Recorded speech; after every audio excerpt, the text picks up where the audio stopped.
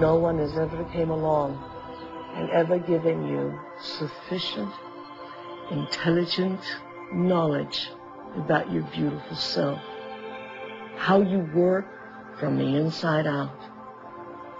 Why do you have addictions? Because you have nothing better. You have dreamt of nothing better because no one has ever taught you how to dream better.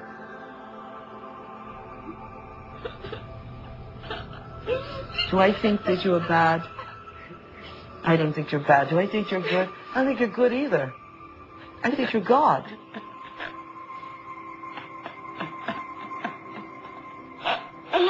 In general, the field of psychiatry really doesn't allow for enough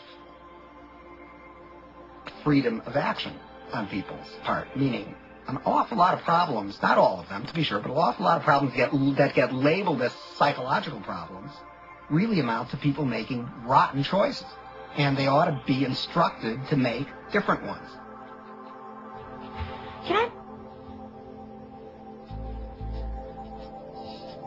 Wow. Borrow some toothpaste?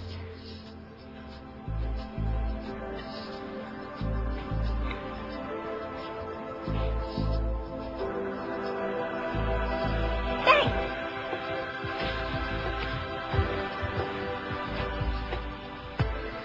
When I talk about we disappearing, I don't mean that we physically disappear. What I mean is that we move out of the area of the brain that has to do with our personality. It has to do with our association to people, our association to places, our association to things and times and events. We don't exist in the associative centers in our brain that reaffirms our identity and reaffirms our personality.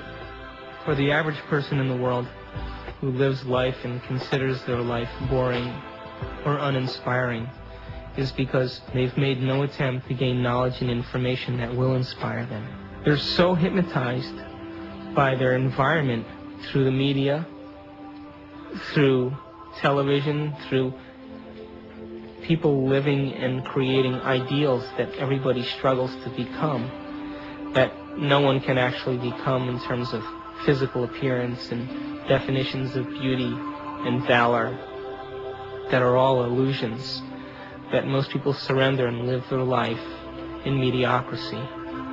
And they may live that life, and the soul may never really, their desire may never really rise to the surface, so they may want to be something else. But if it does rise to the surface, and they ask themselves if there is something more, or why am I here? What is the purpose of life? Where am I going? What happens when I die? They start to ask those questions. They start to flirt and interact with the perception that they may be having a nervous breakdown. And in reality, what they're doing is that their old concepts of how they viewed their life in the world start to fall apart.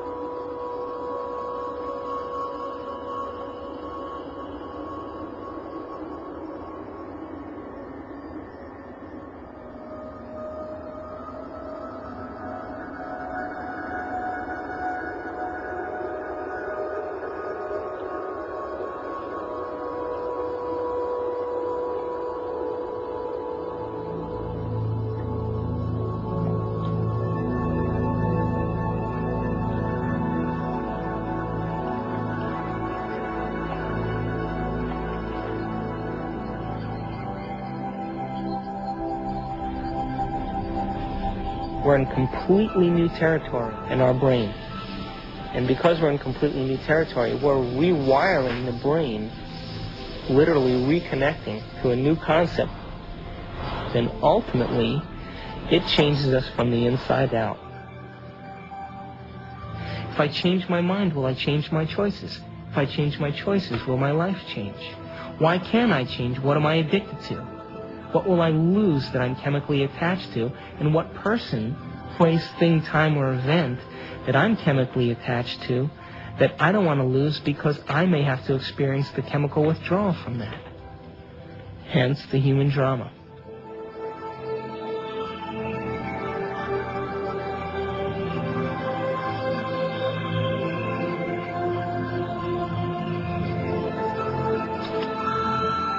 Amanda, it's Bob, and I'm just calling to say I hope that you can come tonight. I really want to see you. I really want to talk to you. I know we can work things out.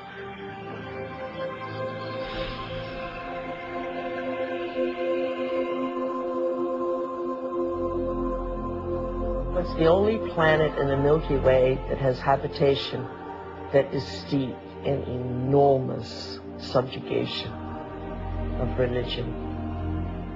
You know why that is? Is because people have set up right and wrong. If I do this, I'm going to get punished by God. If I do the other thing, I'm going to get rewarded. This is a really poor description that tries to map out a path in life for us to follow, but with deplorable results, because there really is no such thing as good or bad. We're judging things far too superficially that way. Does that mean you're in favor of sin and licentiousness and depravity? No.